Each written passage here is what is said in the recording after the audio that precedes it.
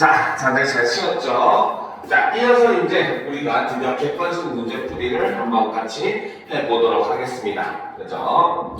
자, 그러면 처음부터 한번 보도록 합시다.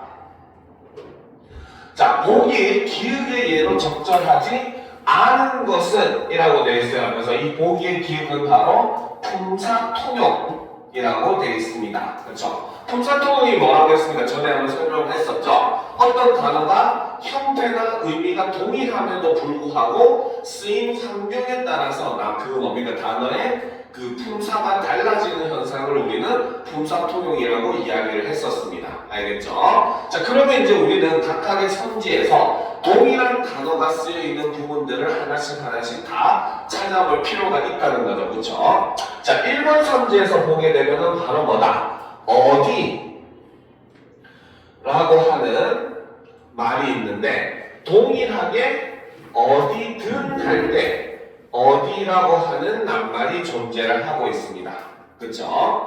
자, 그런데 일단 우리가 첫 번째 있는 어디라고 하는 낱말을 보게 되면은 자, 어디라고 하는 낱말 뒤에 무엇이 찍혀 있어요? 지금 바로 쉼표가 찍혀 있죠. 그렇죠? 그렇기 때문에 여기에 있는 어디라고 하는 것은 바로 뭐다? 문장에 있는 다른 낱말들과 서로 관계를 맺지 않고 있다고 볼 수 있고, 그렇기 때문에 이 어디는 바로 감탄사에 해당한다.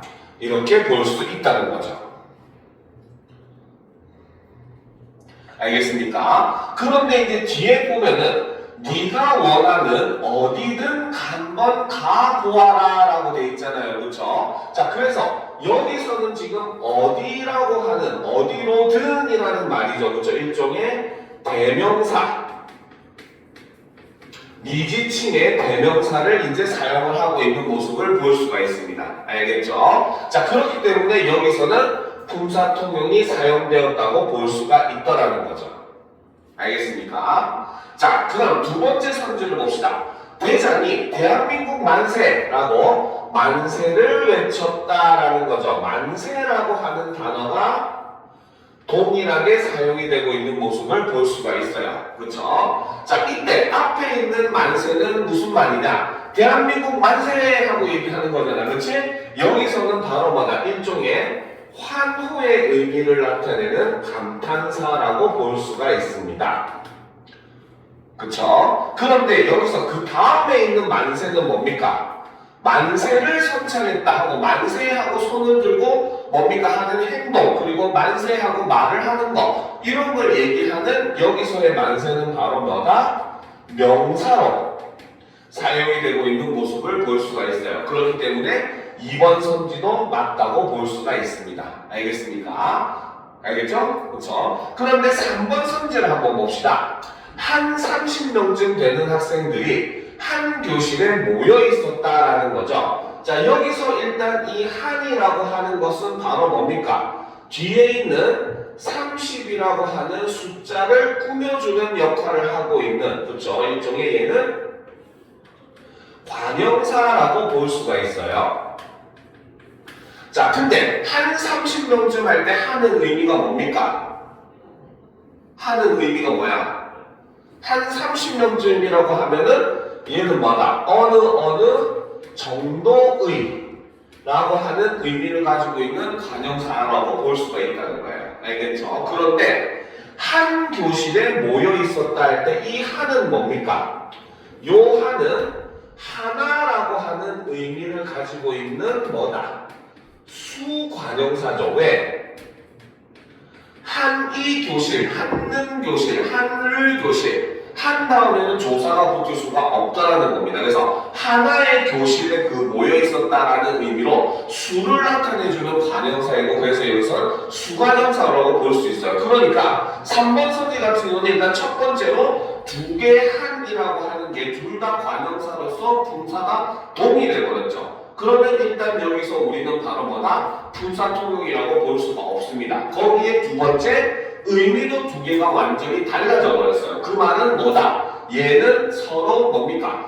의미는 완전히 다르지만 우연히 형태만 같은 동은 이의 관계다라고 볼 수가 있다는 거죠. 그래서 여기서 두 개 하는 바로 뭐다? 동은 뒤의 관계에 있는 그러한 낱말이다라고 볼 수가 있고, 그래서 정답은 3번이라고 볼 수가 있다는 거죠. 알겠습니까? 자, 그 다음 이제 4번 성질을 한번 보도록 합시다. 우리 서로가 힘을 합쳐야 하니 서로 친하게 지내도록 하자. 자, 여기서는 서로라고 하는 낱말이 동시에 사용되고 있는 모습을 볼 수가 있겠죠. 자, 그런데 앞에 있는 서로는 뭡니까? 뒤에 가라고 하는 주격 조사의 꾸밈을 받고 있잖아요. 그렇죠? 그러면 얘는 바로 뭐다? 체언이라고 볼 수가 있겠죠. 그렇죠? 그런데 뒤에 있는 서로는 뭡니까? 서로 친하다라는 말로 서로가 지금 어떻게 친하게를 꾸며주고 있는 형태로 볼 수가 있어요. 그러면 여기에서 사용된 서로는 바로 뭐다? 부사로 사용되었다라고 볼 수 있다는 겁니다. 알겠습니까? 자, 5번은 너무 쉽죠? 이거는 수업 때도 했었죠? 노력한 만큼 대가를 얻는다면야 나도 당신만큼은 할 수 있다라고 되어 있죠. 앞에서 뭡니까? 노력한이라고 하는 관형어 뒤에 띄어서 썼기 때문에 앞에 있는 만큼은 의존 명사라고 볼 수가 있습니다. 그렇죠? 그런데 당신이라고 하는 체언, 대명사 뒤에만큼은 체언 뒤에서 붙어서 썼기 때문에 이만큼은 뭐다? 조사라고 볼 수가 있다는 거죠. 그렇죠? 그렇기 때문에 여기서 품사통형이라고 볼 수 없는 것은 3번이다 라고 할 수 있습니다. 그렇죠? 자, 다음 문제로 넘어갑시다. 자, 다음 문제는 5과 5에 대한 사전 자료이다. 보기에 대해 이해한 내용으로 적절하지 않은 것은 이라고 되어 있어요. 그렇죠? 자, 그러면 한번 살펴봅시다. 자, 여기서 5이라고 하는 낱말도 보게 되면은 자, 수사로도 사용이 되고 관형사로도 사용이 되고 있는 모습을 볼 수가 있어요. 그렇죠? 그리고 5라고 하는 낱말도 보게 되면 뭐다? 수사로도 사용이 되고 관형사로도 사용이 됩니다. 알겠죠? 그러면 바로 뭐다? 5과 5는 모두 다 바로 뭐다? 수사나 관형사로 품사 통용이 이루어진다는 점에서 두 낱말은 공통된 것이다 라고 볼 수 있다는 거죠. 그래서 두 낱말의 공통점은 둘 다 뭐다? 수사로도 사용이 되고 관형사로도 사용이 되는 품사 통용이 이루어지는 낱말이다 라고 볼 수 있다는 겁니다. 알겠죠? 자, 그런데 5을 보게 되면 수사로 사용될 때는 넷에 하나를 더한 수라고 해서 2에 셋을 더하면 5이다 라고 얘기를 하죠. 그래서 이 5의 의미로는 일종의 바로 뭐다? 양수사의 의미로 우리가 볼 수가 있습니다. 알겠습니까? 자, 그런데 반면에 관형사로 쓰일 때는 넷에 하나를 더한 수의라고 하죠. 그래서 팥 5 가만히, 쌀두 가만히, 그 다음에 연필 5 자루라고 되어 있어요. 그래서 5이라고 하는 낱말이 관형사로 쓰였을 때는, 그렇죠? 뒤에 오는 일종의 단위명사가 무엇으로? 고유어로 이루어진 단위명사가 오고 있다는 걸 우리가 확인이 가능하다는 거죠. 알겠습니까? 그죠? 자, 그런데 5를 한번 보도록 합시다. 자, 5는 4에 1을 더한 숫자로, 아라비아 숫자로는 5라고 표현을 하고, 로마 숫자로는 V로 쓴다는 거죠. 그래서 2 더하기 3은 5이다 라고 해서 그냥 얘는 바로 뭐가? 일종의 자, 5라는 숫자를 어떻게 읽은 그대로의 이름이다라고 볼 수가 있는 겁니다. 알겠죠? 자, 특히나 이제 여기서 이게 관형사로 쓰였을 때 그 수량이 5임을 나타낼 때, 즉 양수사로 쓰였을 때는 중요한 것은 바로 뭐다? 5라고 하는 관형사 뒤에 오는 말들은, 그쵸? 바로 단위명사로 where를 사용하는 모습을 볼 수가 있다는 거죠. 우리는 5개 안 하고 5개 합니다. 왜? 걔는 고유어이기 때문에. 알겠습니까? 그죠? 근데 우리는 5cm라고 하지 5cm라고 하지 않아요. 왜? 이거는 where에서 온 단위 명사이기 때문에. 알겠습니까? 자, 그리고 이제 두 번째 보면 그 순서가 5번째임을 나타내는 5는 수사 중에서 서수사의 형태로, 이 양수사라고 쓰면 안 되는데, 순서를 나타내주는 말로 사용을 할 수가 있더라는 겁니다. 알겠죠? 왜 양수사 쓰면 안 되죠? 왜 과정사인데? 선생님 헷갈렸죠? 그쵸? 순간적으로 헷갈렸어요. 자, 그래서 수량을 나타낼 때는 단위 명사로 where를 사용하는 걸 쓰고, 그 다음에 순서를 나타낼 때는 이렇게 5를 사용하기도 한다는 겁니다. 알겠습니까? 알겠죠? 자, 그럼 이제 문제 선지를 한번 보도록 합시다. 1번. 관형사 5과 5의 뒤에는 모두 의존 명사가 올 수 있다. 그쵸? 맞는 말이죠. 왜? 둘 다 무엇으로 쓰일 수 있기 때문에 관형사로 쓰일 수가 있기 때문이죠. 그 중에서도 수관형사로 쓸 수가 있기 때문입니다. 알겠죠? 자, 2번. 5과 5는 모두 순서가 5번째임을 나타내는 말로 쓰인다. 자, 일단 좀 넘어가 봅시다. 3번. 5는 하나의 단어가 수사로 쓰이기도 하고 관형사로 쓰이기도 한다. 요거는 맞죠. 1번하고 같은 말이죠. 그렇죠? 자, 4번. 5은 5일의 용해에 사용된 둘이나 셋과는 달리 관형사로도 쓰인다. 그렇죠? 이게 무슨 뜻이냐면 5은 그대로 관형사로 쓰여가지고 5개라고 하는 형태로서 쓸 수가 있어요. 알겠죠? 근데 둘은 얘는 둘이라고 하면 수사밖에 되지 않습니다. 알겠죠? 둘이 이렇게 되잖아요. 그렇죠? 얘가 관형사로 쓰이게 되면 어떻게? 두의 형태로 쓰입니다. 그래서 사과 2개, 그쵸? 자동차 2대 이렇게 하잖아요. 그렇죠? 그래서 얘는 두라고 쓰이죠. 셋도 마찬가지예요. 셋이라고 쓰면 수사밖에 되지 않고 얘가 관형사가 되려면 어떻게?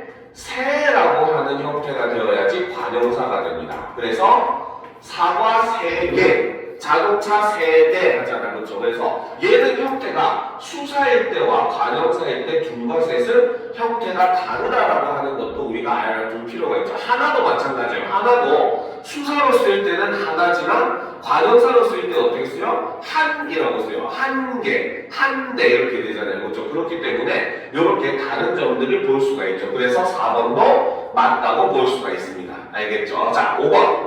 뒤에 오는 말에 따라 5과 5 중 어떤 관형사가 자연스럽게 쓰일 수 있는지 달라지기도 한다. 그렇죠? 맞죠? 왜? 외래어로 된 말이 오느냐, 고유어로 된 말이 오느냐에 따라서 5을 쓰는 게 자연스러운지, 5를 쓰는 게 자연스러운지가 결정이 된다는 거죠. 그렇죠? 그러면 정답은 바로 뭐다? 2번이 된다는 거죠. 왜? 5에는 순서를 나타내는 의미가 없었습니다. 알겠습니까? 그러면은 이렇게 동일한 의미로 나타낼 때는 바로 뭐다? 모두 수량이, 그쵸?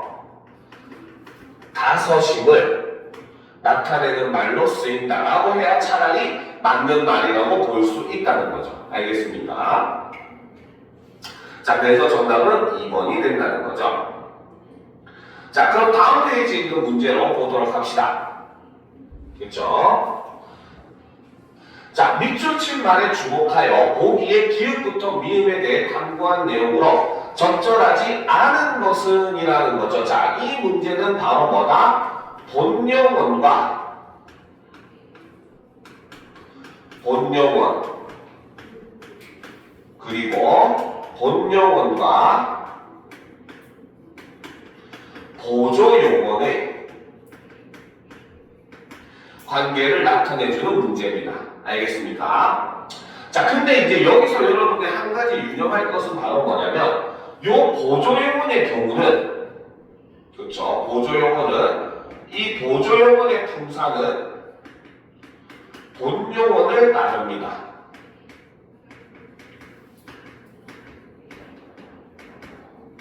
자, 그러니까 본용어이 동사면 뒤에 있는 보조용어도 보조 동사가 되는 거고, 본용어이 형용사이면 뒤에 있는 보조용어도 보조 형용사가 되는 거예요. 알겠습니까? 이렇게 판단하시면은 전혀 어렵지 않게 판단을 할 수가 있어요. 알겠죠?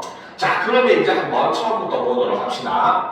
자, 음식을 골고루 먹지 않는 것은 건강에 좋지 않다라고 되어 있죠. 자, 여기서는 먹지 않다. 그 다음에 좋지 않다.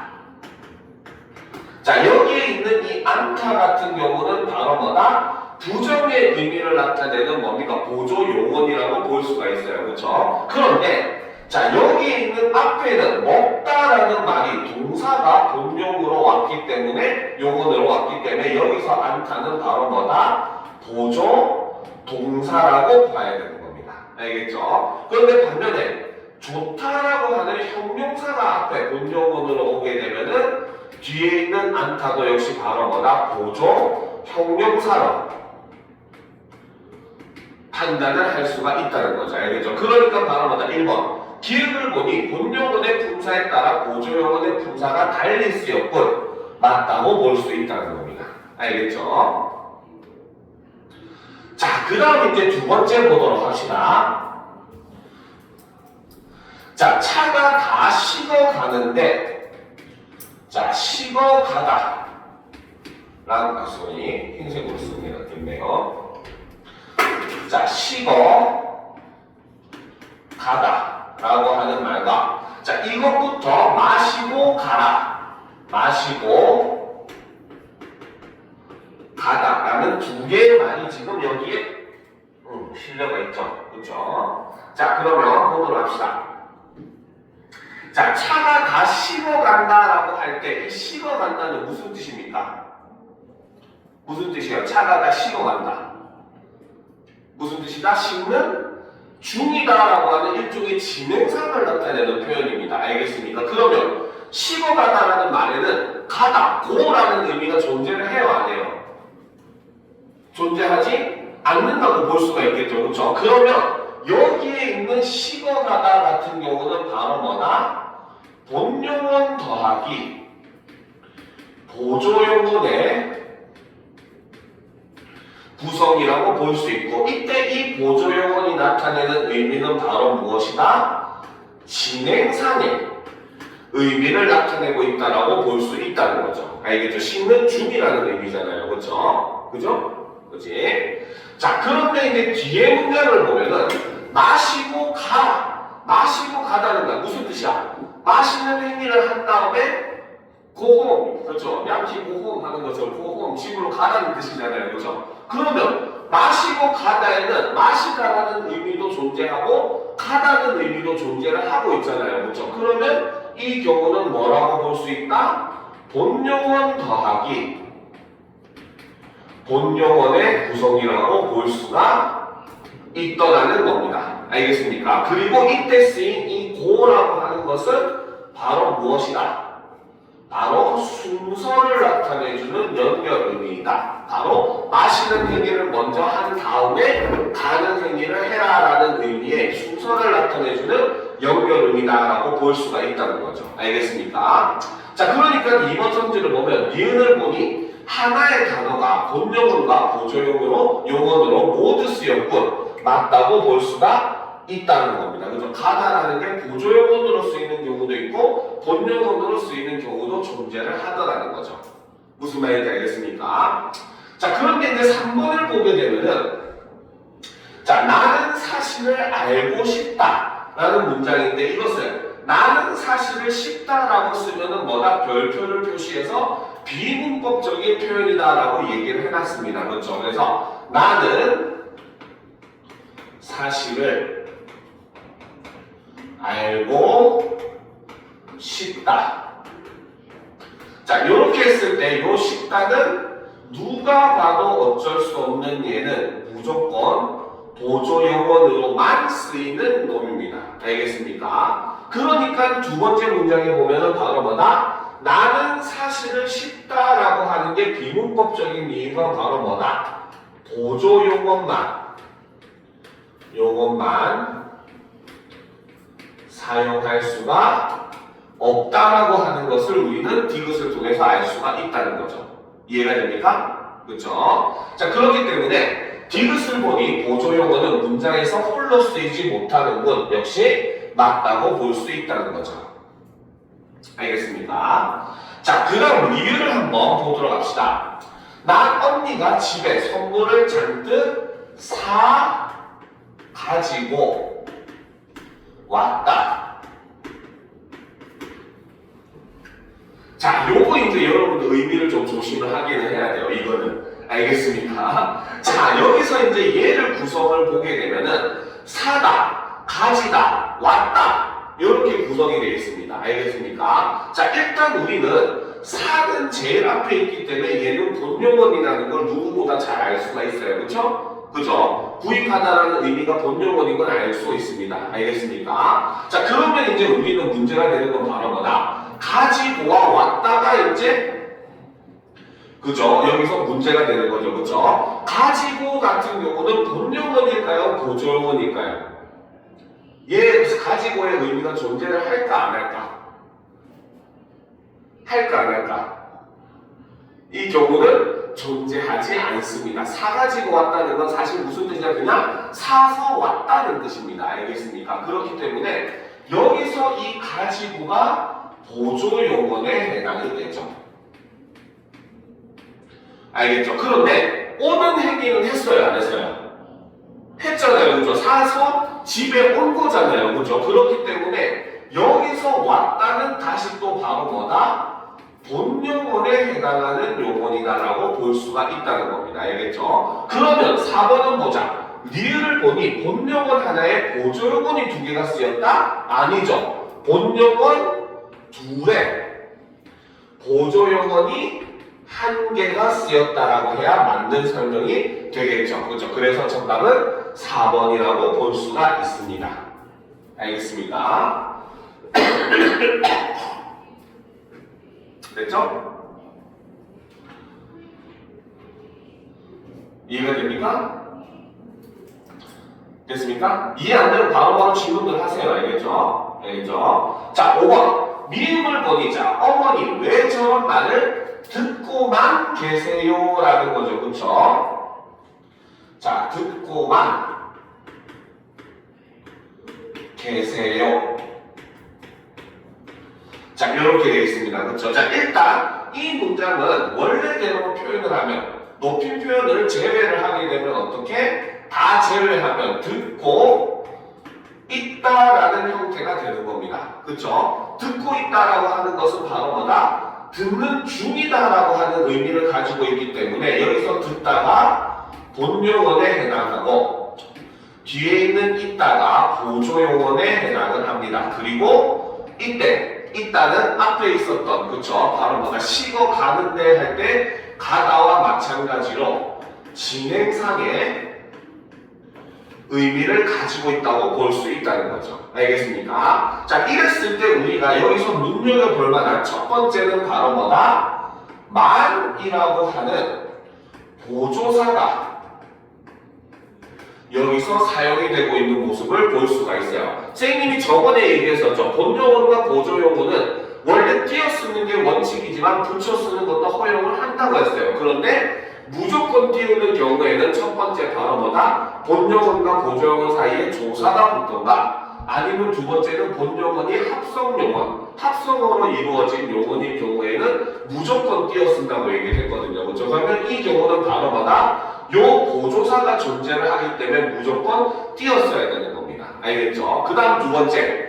지금 듣고 있는 사람이 바로 어머니잖아요. 그렇죠? 그래서 어머니를 높이기 위해서 바로 뭐다? 있다의 특수어휘 계시다를 사용을 함으로써 바로 뭐다? 어머니인 주체를 높여주는 이런 모습도 우리가 살펴볼 수가 있더라는 겁니다. 쏘리. 그쵸, 맞죠. 듣는 사람이 어머니니까. 자, 주체를 높여주는 계시다를 지금 사용을 하고 있더라는 거죠. 자, 그러면 일단 미음을 보면 보조용어로 높임을 나타낼 수 있고, 그죠? 주체 높임을 나타내고 있기 때문에 요것도 맞는 말이 되는 겁니다. 이해가 됩니까? 그죠? 근데 우리는 시험을 대비하는 거기 때문에 이런 깊은 요소까지도 같이 판단을 해두면 여러분들한테 더 도움이 되겠죠. 그죠?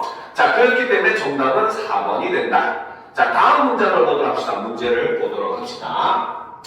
자, 밑줄 친 서술어가 요구하는 필수 성분의 개수와 종류가 보기의 문장과 같은 것은 이라는 거죠. 그렇죠? 자, 보기의 문장을 보면 이러다가는 내 꿈이 물거품이 될지도 모르겠어. 자, 여기서 지금 바로 뭐다? 서술어로 되다라는 서술어가 사용이 됐습니다. 알겠죠? 그런데 이 문제는 다른 함정이 하나 더 있죠. 바로 뭐다? 이 되다는 사실 동음이어라는 겁니다. 알겠습니까? 자, 이때 물거품이 되다라는 의미로 할 때는 이 되다는 바로 변화가 무슨 의미다? 변하다의 의미다.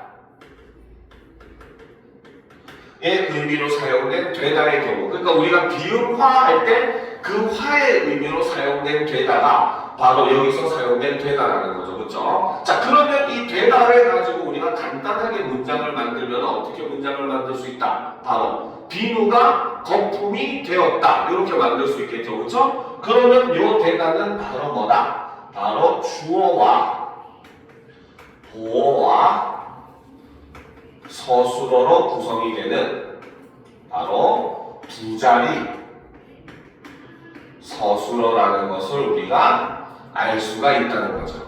알겠습니까?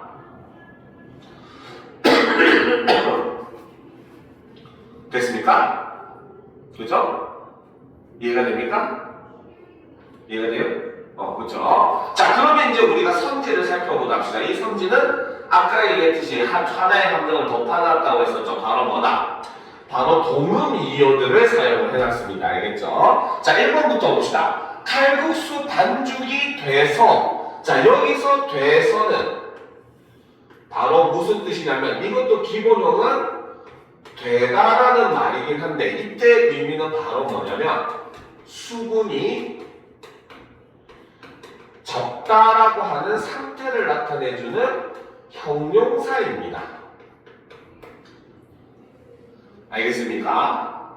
알겠죠? 그러니까 우리가 뭐 반죽 같은 거 할 때, 혹은 떡 같은 거 만들 때 보면은 반죽이 되다 이런 말들 쓰잖아요. 그렇죠? 이게 바로 뭐다? 수분이 적다. 많으면 우리가 질다라고 하잖아. 그렇지? 자, 그래서 되다라고 하는 것은 수분이 적다라는 상태를 나타내주는 형용사입니다. 알겠습니까?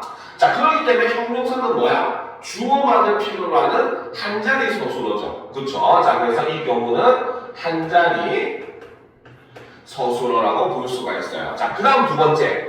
일이 너무 되면, 자, 여기서도 역시 되다가 사용이 되고 있는데 이때 되다의 의미는 바로 뭐다?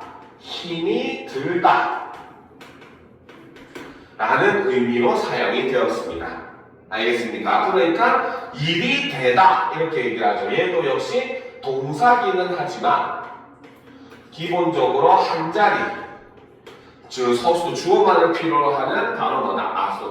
이 너무 되면, 잠깐만,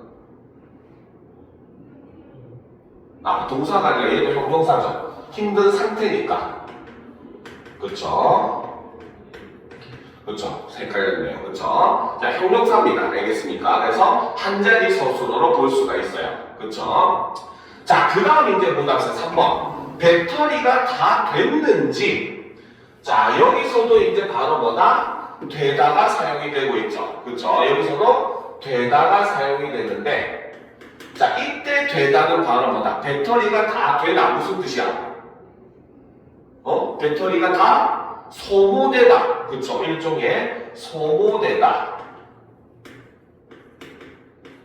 그러니까 완전히 일종의 비게 비었다. 이런 의미로 볼 수가 있겠죠. 그쵸?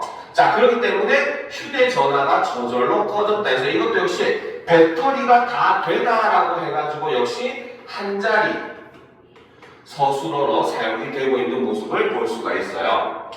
자, 그 다음 보도 합시다. 햅쌀로 지어서 그런지 오늘 밥이 아주 맛있게 됐다.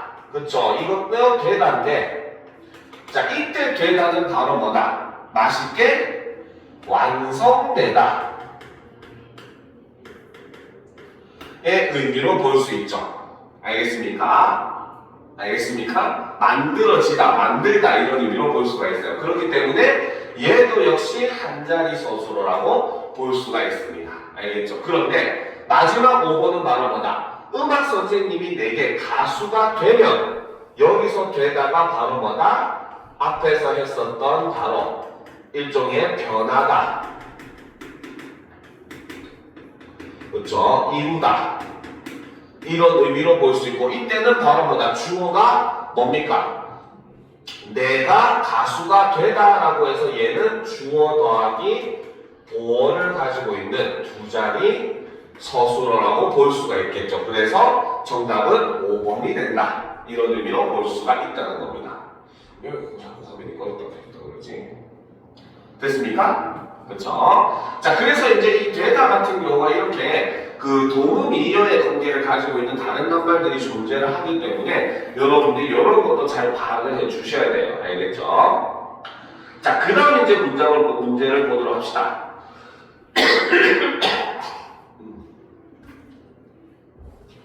자, 기읍부터 미음 중 예문에 대한 설명으로 적절하지 않은 것을 골라라라고 되어 있어요. 그렇죠?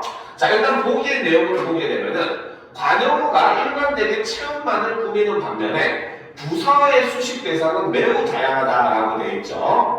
자, 보다 합시다. 독수리가 날개를 활짝 펼쳤다. 여기서 부사어는 활짝이라고 하는 부사어가 사용이 되고 있죠. 그렇죠? 그리고 이 활짝은 뭘 꾸며준다? 뒤에 있는 펼쳤다라고 하는 서술어, 동사를 지금 꾸며주고 있습니다. 그렇죠? 그렇기 때문에 여기서 활짝이라고 하는 것은 바로 뭐다? 성분 부사. 하나의 성분만을 꾸며주는 성분 부사이고 이때 활짝은 바로 뭐다? 용언을 수식해주는 요 기능을 하고 있다라고 볼 수 있다는 거죠. 알겠습니까? 자, 그런데 두 번째를 보면 햇살이 눈이 부시게 밝았다라는 거죠. 자, 여기서는 원래는 부시게이긴 하지만 사실 이것은 바로 뭐다? 눈이 부시다라고 하는 문장이 지금 뭡니까? 밝았다라고 하는 서술어를 꾸며주고 있는 거예요. 그렇죠? 자, 그래서 이 경우는 사실은 바로 뭐다? 부사절이 그렇죠? 용언을 수식해주는 이런 모습을 볼 수가 있다는 거죠. 알겠습니까? 됐죠? 그렇지? 자, 그 다음 이제 세 번째 문장을 보게 되면 그건 아주 오랜 옛날의 일이다라는 거죠. 그렇죠? 자, 여기서는 오랜이라고 하는 것이 아주라고 하는 거죠. 아주는 지금 뭘 꾸며준다? 오랜을 지금 꾸며주고 있는 겁니다. 그렇죠? 얘도 역시 마찬가지 성분 부사인데 얘가 꾸며주는 것은 바로 뭐다? 오랜이라는 관형사를 수식해주는 이런 모습을 볼 수가 있다는 거죠. 알겠습니까? 자, 그런데 이제 그 다음 문장, 4번 문장을 한번 보도록 합시다. 동생, 이건 여기다 좀 쓸게요. 동생이 고개를 숙인 채, 그쵸? 집으로 들어왔다. 자, 우리가 이 문장을 한번 분석을 해보게 되면, 자, 여기서는 고개를 숙인이라고 하는 문장, 즉 관형절이죠, 그렇죠? 관형사절이 여기서 사용이 되는 거, 그렇죠? 그 다음에 이 관형사절이 꾸며주는 게 바로 뭐다? 여기 있는 채라고 하는 의존 명사를 지금 수식해줘요. 알겠습니까? 그런데 요 채가 바로 뭐다? 우리가 전에 수업을 했을 때 품사 수업을 했을 때 기억할지 모르겠는데 요 채는 바로 뭐다? 부사성 의존 명사에 해당되는 의존 명사입니다. 알겠습니까? 자, 그러니까 지금 여기서는 부사어의 기능을 하는 게 바로 뭐다? 고개를 숙인 채라고 하는 요 부분이 문장 전체에서 부사어의 기능을 하고 있는 이런 모습을 볼 수가 있더라는 거죠. 알겠습니까? 알겠죠? 오케이? 됐습니까? 자, 그러면 이제 우리는 여기서 궁금한 게 하나 생겨요. 왜? 바로 고개를 숙인 채가 꾸며주는 게 집으로일까 들어왔다일까? 이건 우리가 한번 생각을 해봐야 되겠죠. 그렇죠? 집으로일까요? 들어왔다일까요? 얘가 꾸며주는 거. 뭘까요? 결론을 얘기해주면 이 부사어가 꾸며주는 거는 들어왔다라는 서술어를 꾸며줍니다. 알겠습니까? 왜 그렇게 볼 수 있을까? 이유는 집으로를 앞으로 빼보면 됩니다. 그쵸? 동생이 집으로 고개를 숙인 채 들어왔다 하더라도 의미 변화 있어요? 없어요? 없잖아요. 그쵸? 문장이 성립한다는 것은 바로 뭐다? 사실 이 부사어가 꾸며주는 것은 집으로가 아니라는 거죠. 이 부사어가 만약에 집으로를 꾸몄으면은 순서를 바꾸면은 문장의 의미나 문장이 성립될 수가 없습니다. 알겠습니까? 왜? 저번에 한번 얘기했었잖아요. 부사의 경우에는 특이점 중에 하나가 바로 뭐다? 관형사에 비해서 문장 속에서 위치가 굉장히 자유롭다고 얘기했습니다. 그렇죠? 그렇기 때문에 이것처럼 바로 뒤에말을 꾸며주지 않는 경우들이 부사어는 존재를 한다라는 겁니다. 알겠습니까? 그러니까 이것이 맞냐 안 맞냐를 판단해 보려면 뭐야? 위치를 바꿔보시면 됩니다. 위치를 바꿨을 때 말이 성립을 하게 되면은 얘는 마지막에 있는 걸 꾸며준다고 보시면 돼요. 알겠죠? 그런데 위치를 바꿨는데 말이 성립을 안 해. 그러면 뭐다? 얘는 바꾸기 전에 그 단어를 꾸며주는 형태라고 보시면 되는 겁니다. 무슨 말인지 알겠죠? 그러니까 이 경우에는 집으로를 다른 자리로 옮겨도 맨 앞으로 옮겨도 마찬가지예요. 집으로 동생이 고개를 숙인 채 들어왔다 하더라도 역시 동일하게 의미가 성립을 해버립니다. 알겠죠? 그렇기 때문에 여기서 고개를 숙인 채가 꾸며주는 것은 바로 뭐다? 들어왔다라고 하는 용어를 수식해주는 성분부사다라고 볼 수가 있다는 거죠. 그렇기 때문에 정답은 4번이 되는 겁니다. 알겠습니까?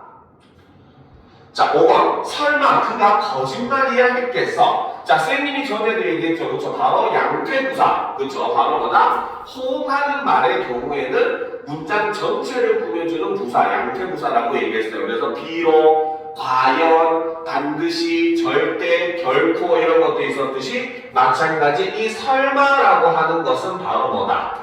양태부사에 해당하는 부사이고 이 양태부사는 바로 뭐다? 문장 전체를 수식하는 부사이다. 이렇게 볼 수가 있다는 거죠.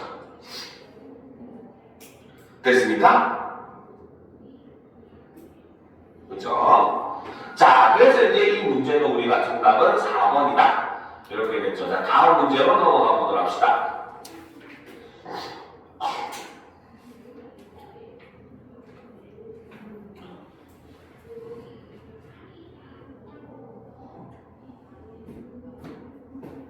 자, 그러면 계속 이어서 보도록 합시다.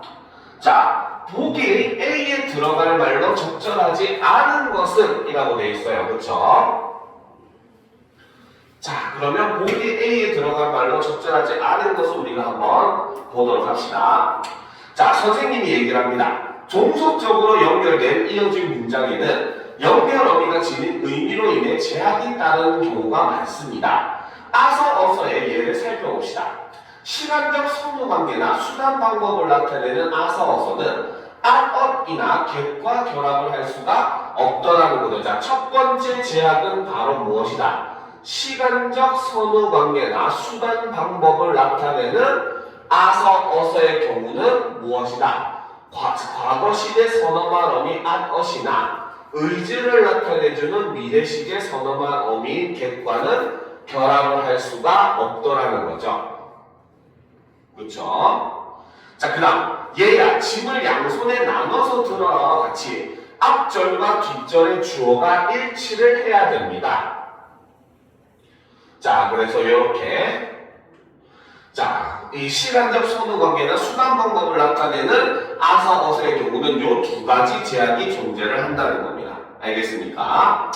자, 그 다음 반면에 두 번째, 이유나 근거를 나타내는 아서 어서, 배가 고파서 이런 말들, 그쵸? 이런 아서 어서는 바로 뭐다? 눈이 와서 길이 미끄럽다처럼 앞절과 뒷절의 주어가 서로 달라도 문장이 성립을 한다는 거죠.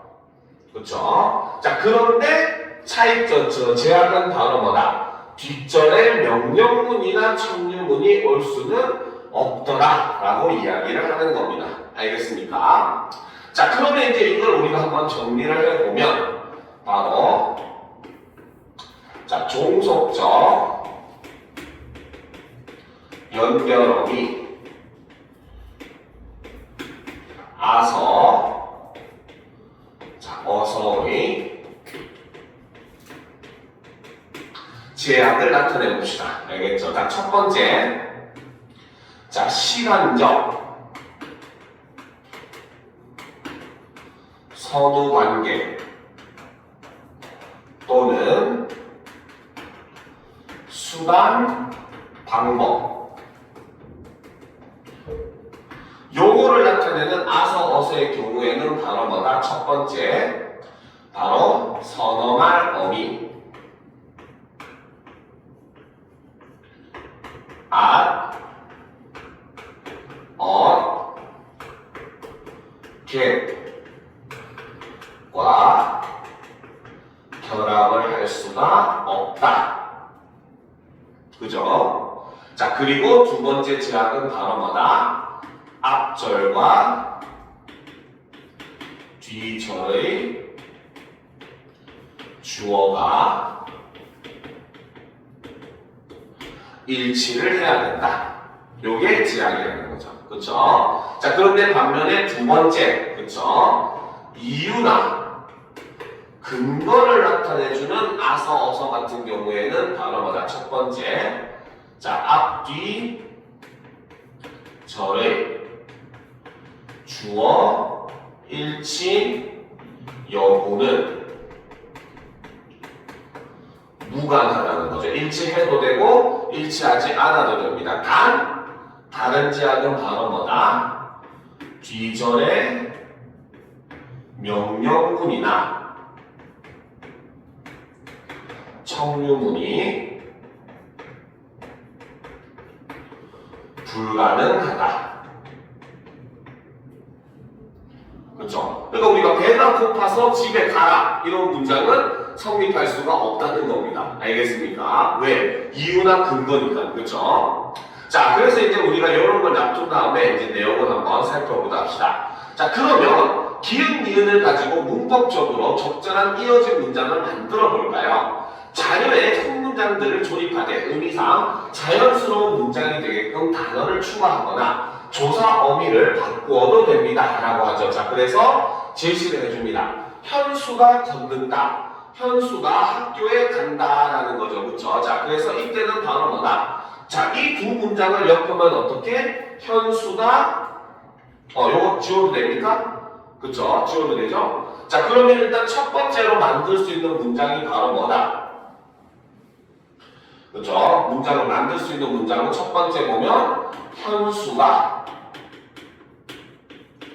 걸어서 학교에 간다라는 문장을 우리가 만들어낼 수 있겠죠. 그쵸? 이때 걸어서 할 때 어서는 바로 무엇이다? 학교에 가는 수단이나 방법의 의미를 나타내고 있습니다. 그쵸? 그러니까 어떻게? 걸어서를 기준으로 앞, 뒤절의 주어가 현수로 동일하죠. 그쵸? 그쵸? 오케이?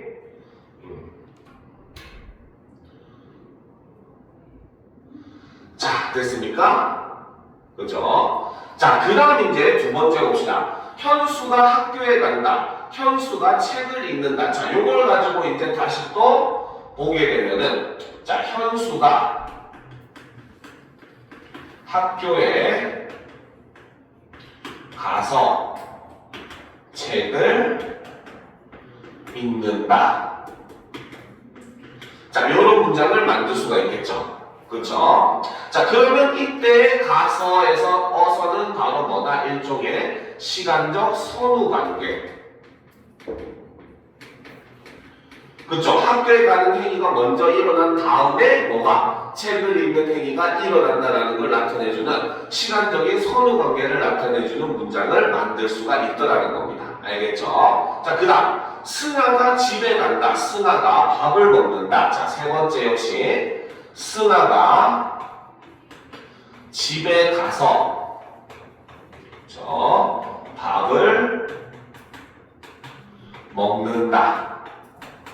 자, 이런 문장을 만들게 되면 이때 아서도 역시 마찬가지 뭐다? 시간적 선후 관계를 나타내주는 아서로 볼 수가 있다는 거죠. 그렇죠? 그래서 집에 가는 행위를 한 다음에 밥을 먹는 행위를 했다라고 볼 수 있는 겁니다. 알겠습니까? 자, 그 다음에 이제 보도록 합시다. 자, 여기까지 다 썼어요? 그렇죠? 자, 네 번째 문장은 또 뭘 만들 수 있겠느냐? 자, 네 번째 문장을 만들어 보면 어떻게? 바로 현수가 그렇죠? 학교에 가서 그렇죠? 승아가 밥을 먹는다. 그렇죠? 자, 이런 문장이 있다고 봅시다. 그렇죠? 자, 근데 이때 여기서 가서는 지금 앞뒤절의 주어가 다르잖아요. 그렇죠? 그러면 바로 뭐다? 시간의 선후관계나 수단 방법을 나타낼 수 없다는 거야. 그러면 이 경우는 무엇을 나타낸다? 이유나 근거를 나타내주는 아서어서라고 볼 수가 있다는 거죠. 왜? 둘이 사이가 나빴나 봐. 그렇죠? 그러니까 승아가 이제 현수가 꼴보기 싫어가지고 방에만 있다가 드디어 현수가 학교에 가니까 그때서야 나와서 밥을 먹었다 이런 의미로 볼 수 있다는 거죠. 그렇죠? 그러니까 이 경우에 바로 뭐다? 이유나 근거의 의미로 쓰였기 때문에 앞뒤 절의 주어가 다를 수가 있다라고 볼 수가 있다는 거죠. 알겠습니까? 이해가 되죠? 그렇죠? 자, 그래서 우리가 이런 식으로 문장들을 만들어 볼 수가 있더라는 겁니다. 알겠죠? 자, 그러면 이제 보도록 합시다. 자, 보기를 봅시다. 자, 기억으로. 자, 승아야, 집에 가서 밥을 먹자라고 되어 있죠. 그렇죠? 자, 기억이 바로 뭡니까? 시간적 선후관계나 그 수단 방법을 나타내는 거죠. 그렇죠? 그래서 집에 가서 밥을 먹자라고 하면은 집에 가서라고 했기 때문에 바로 뭐다? 일종의 선후관계를 나타내주는 내용이라고 볼 수가 있겠죠. 그러면 1번은 맞다고 볼 수가 있습니다. 알겠습니까? 자, 2번. 현수는 늘 걸어서 학교에 간다. 자, 여기서 걸어서라고 하는 것은 아까 우리가 만들었던 수단, 방법을 나타내주는 말이라고 볼 수 있죠. 그러니까 기울의 예로 적당하다고 볼 수 있습니다. 알겠습니까? 자, 3번. 기억으로 현수가 학교에 가서 승아는 밥을 혼자 먹었다. 자, 이때 앞뒤절의 주어가 다르기 때문에 이때 아서어서는 선후관계나 수단 방법이 될 수가 없죠. 그러면 역시 뭐밖에 될 수가 없다? 이유로 볼 수밖에 없어요. 그러면 얘는 정확하게 뭐라고 해야 된다? 니은이라고 해야지 맞는 말이 되겠죠. 그렇죠? 그렇기 때문에 정답은 3번이라고 볼 수가 있다는 겁니다. 알겠습니까? 자, 4번. 현수가 계속 책만 읽어서 승아는 집에 먼저 갔다. 자, 여기서 읽어서라는 것도 역시 이유가 되는 거죠. 그렇죠? 승아가 현수를 좋아하나 봐요. 그렇지? 근데 현수는 관심을 주지 않고 책만 읽고 있으니까 승아가 삐져서 집에 간 거죠. 그렇죠? 그러니까 책만 읽었기 때문에 승아는 집에 가버렸다라는 의미로 볼 수 있고, 그래서 이유라고 볼 수 있는 거죠. 자, 승아가 밥을 천천히 먹어서 현수도 학교에 아직 못 갔다. 현수가 아직 학교에 못 간 이유가 바로 뭐다? 승아가 밥을 천천히 먹었기 때문이다 라는 겁니다. 그렇기 때문에 이 문제의 정답은 3번이라고 보고 3번은 니은에 해당하는 예다라고 볼 수 있다는 거죠. 자, 됐습니까? 자, 그러면 이제 우리가 그 다음 문제를 한번 살펴보도록 합시다. 그렇죠? 자, 보기의 기읍부터 미음에 대한 설명으로 적절하지 않은 것은 그렇죠? 바로 절에 대한 내용입니다. 그렇죠? 자, 그러면 처음부터 살펴봅시다. 그가 범인임이 밝혀졌다라는 거죠. 자, 범인임. 자, 인이라고 하는 것은 바로 뭐다? 범인이라고 하는 명사예요. 그쵸? 자, 여기에 이다라고 하는 자, 이다라고 하는 서술격 조사가 결합이 되었고, 그쵸? 그 다음에 여기에 플러스 바로 뭐다? 미음이라고 하는 명사형 어미, 전성어미가 결합이 하게 되었죠. 그쵸? 그죠? 자, 그러면 우리는 요렇게 명사형 어미가 사용되었기 때문에, 음기가 사용되었기 때문에 얘는 바로 뭐다? 명사절이 안긴 문장이라고 볼 수가 있다는 겁니다. 알겠죠? 자, 그리고 여기서 한 가지를 더 밝혀보면 바로 뭐다? 범인인 이라고 해서 주격조사인 이가가 붙어 있습니다. 그래서 여기서 주격조사인 이 요것이 붙어 있는 모습을 볼 수가 있겠죠. 그 말은 뭐다? 이 문장에서는 명사절이 주어로 사용이 되고 있는 이런 모습을 우리가 볼 수 있다는 거죠. 알겠습니까? 특히나 명사절 같은 경우는 저번에 수업 때 얘기했었죠. 뒤에 붙는 격조사에 따라서 모든 성분으로 쓰일 수가 있다고 얘기했습니다. 그렇죠? 그렇기 때문에 실제 내신이나 모의고사 문제에서도 이 명사절이 지금 이 문장 속에서 무슨 기능을 하고 있는가까지 연결시키는 것도 문제의 선지 내용으로 나오는 경우가 꽤 많이 있어요. 그렇기 때문에 명사절 같은 경우는 특히 이런 부분도 다 같이 파악을 해주시기 바랍니다. 알겠죠? 알겠습니까? 자, 그 다음 두 번째 문장을 보면 우리도 그의 말이 사실이기, 자, 이기가 사용되었죠. 그렇죠? 역시 이 문장도 바로 뭐다? 사실이라고 하는 명사에 그 다음에 서술격 조사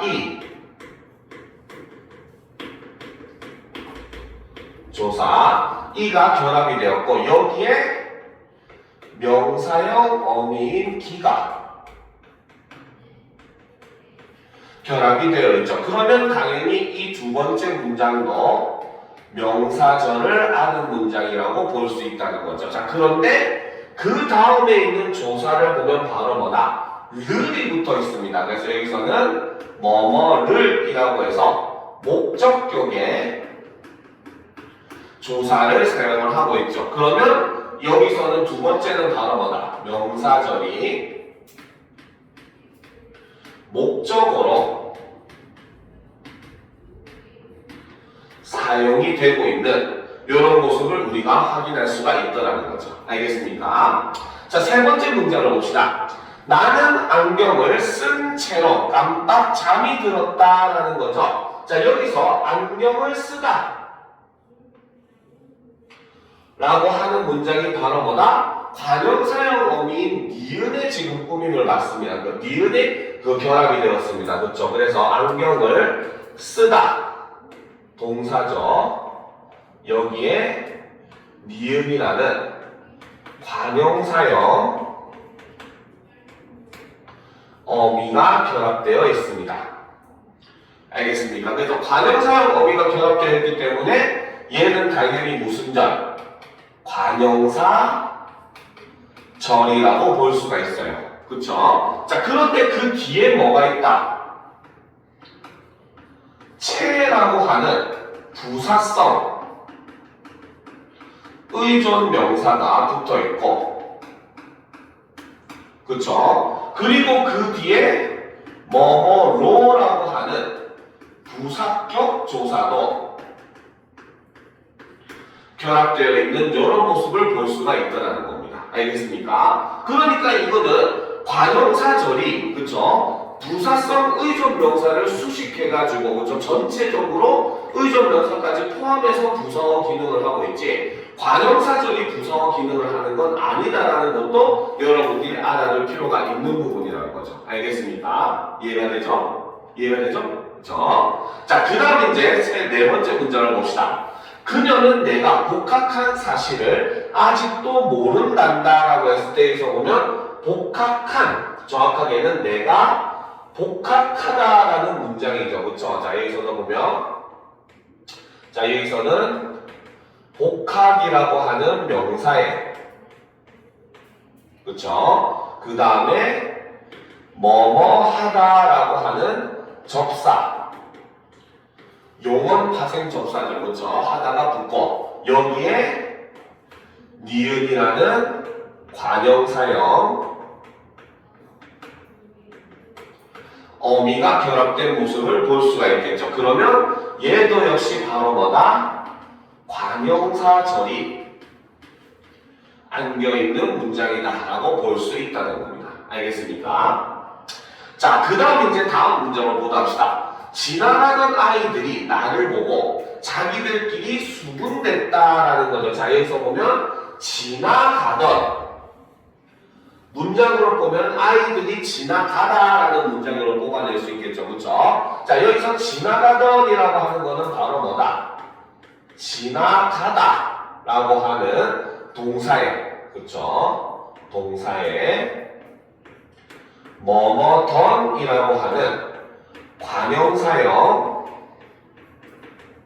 전성 어미가 결합된 형태라고 볼 수 있고, 그렇기 때문에 이것도 역시 관형사절이 사용되었다라고 볼 수 있습니다. 알겠습니까? 자, 그런데 이제 이 문장은 하나가 더 있어요. 어떻게? 아이들이 나를 보고 자기들끼리 수군댔다라고 함으로써 이 문장은 요 문장과 요 문장이 서로 이어진 문장이라고 하는 걸 우리가 볼 수가 있다는 거죠. 알겠습니까? 됐습니까? 그렇죠? 자, 그러면 1번부터 한번 보도록 합시다. 기읍과 니은에 안긴 절은 둘 다 명사절이었죠. 조사와 결합하여 서로 다른 종류의 문장 성분으로 쓰이고 있다. 그렇죠? 기읍에서는 명사절이 주어로, 니은에서는 명사절이 목적으로 쓰이고 있기 때문에 맞다고 볼 수 있다는 겁니다. 그렇죠? 자, 2번. 디귿과 달리 관형사절이죠. 니은은 안긴절의 주어가 전체 문장의 주어와 다르다. 자, 니은에서는 뭡니까? 안긴절의 주어는 그의 말이 사실이다라고 했을 때는 말이가 안긴 문장의 주어가 되는 거예요. 근데 전체 문장은 우리가 말하는 거잖아요. 그렇죠? 그렇기 때문에 전체 문장의 주어는 자, 우리도에 해당하게 되고, 그러니까 이것도 역시 맞다고 볼 수가 있겠죠. 그렇죠? 자, 계속 보도록 합시다. 자, 3번. 디귿과 리을에 안긴 절은, 그렇죠? 서로 같은 종류의 문장 성분으로 쓰이고 있다. 둘 다 관형어로 쓰이고 있잖아요. 그렇죠? 그러니까 3번도 맞다고 볼 수가 있겠죠. 자, 반면에 기역에 안긴 절과 달리 리을에 안긴 절은 안긴 절에 생략된 필수 성분이 없다. 그쵸? 자, 여기서 보면 기역에서는 지금 안긴 문장이 바로 뭐다? 그가 범인이다 라는 문장이 안겨 있는 거죠. 그쵸? 여기서는 생략된 성분이 없습니다. 기역에는. 그쵸? 자, 리을 봅시다. 그녀는 내가 복학한 사실을 아직도 모른다라고 했을 때 여기서 안긴 문장은 내가 복학하다잖아요. 그쵸? 그럼 여기서도 역시 생략된 문장 성분이 있어요, 없어요? 없죠, 그렇죠? 그렇기 때문에 정답은 4번이라고 볼 수가 있겠죠. 그렇죠? 자, 그러면 얘는 올바르게 고치면 어떻게? 기역에 안긴 절과 같이 리을에 안긴 절은 안긴 절에 생략된 필수 성분이 없다. 이렇게 해야 맞는 설명이 되겠죠. 알겠습니까? 이해가 돼요? 그렇죠?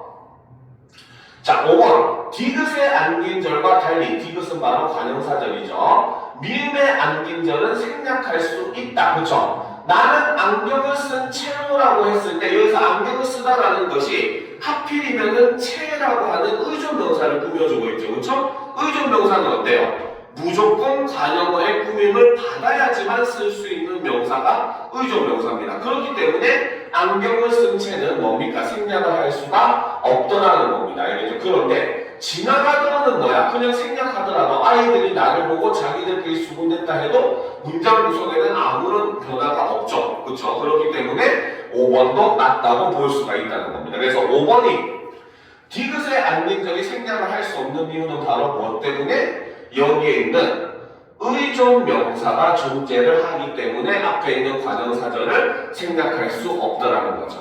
무슨 말인지 알겠습니까? 이해가 돼요? 이해가 됩니까? 그렇죠. 이해 안 되면 바로바로 질문들 하도록 합시다. 알겠죠? 됐습니까? 그렇죠? 자, 진도상 일단 오늘 수업은 여기까지만 할 거야. 알겠죠? 왜냐면 앞부분 반이 여기까지 진도가 나간 상황이기 때문에 진도를 맞춰야 되긴 합니다. 알겠죠? 그래서 일단 오늘 진도는 여기까지 하고 남은 시간은 뒷부분 문제 미리 한번 좀 풀어보면서 마무리를 하도록 하시고 다음 시간에 나머지 싹 다 풀이를 해주고 그 다음에 여러분들 그 프린트 보니까 훈민정음 세종어제 훈민정음 부분에 한 절반 정도 그 선생님이 프린트를 실어 놓으셨더라고요. 그래서 다음 시간에 선생님이 그거 본문도 프린트 해가지고 그 부분도 문법적으로 다 설명을 해줄 거예요. 알겠습니까? 자, 그래서 일단 수업은 여기까지 하고 남은 시간 문제 좀 풀다가 마무리하도록 합시다. 알겠죠?